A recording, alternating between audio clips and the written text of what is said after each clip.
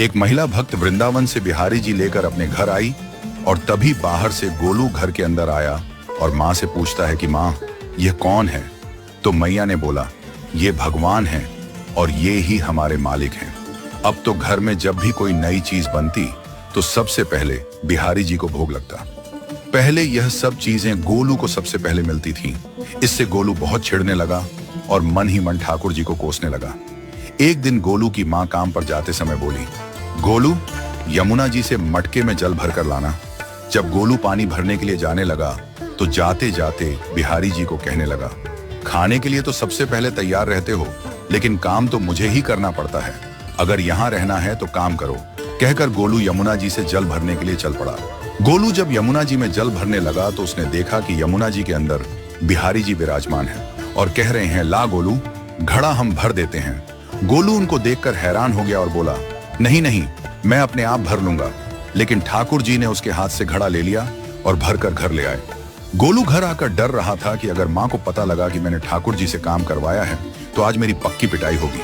माँ ने घर आकर बिहारी जी को गीले कपड़ों में देखा तो एकदम से हैरान हो गई और कहने लगी कि गोलू, ये जरूर तेरी शरारत है, जरूर तूने ही इन पर जल डाला है। गोलू ने अपनी माँ को समझाने का बहुत प्रयास किया, लेकिन माँ ने उसको डांट कर चुप करा दिया और ठाकुर जी के भीगे हुए वस्त्रों को बदलने लगी।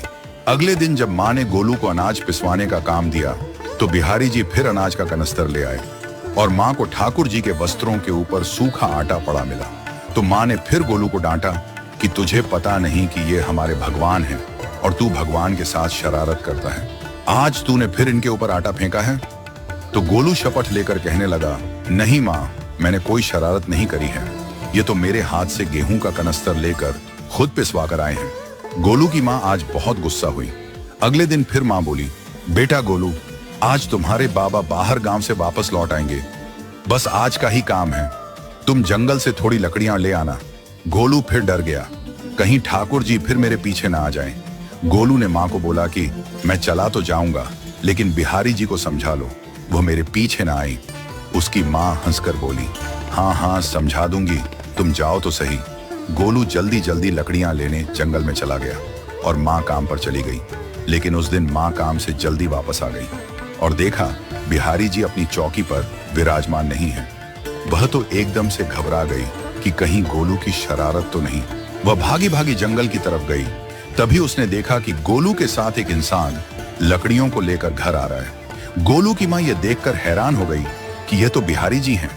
ये क्या हमारे भगवान हमारा काम कर रहे हैं? इसका अर्थ गोलू ठीक कह रहा था। वह जल्दी जल्दी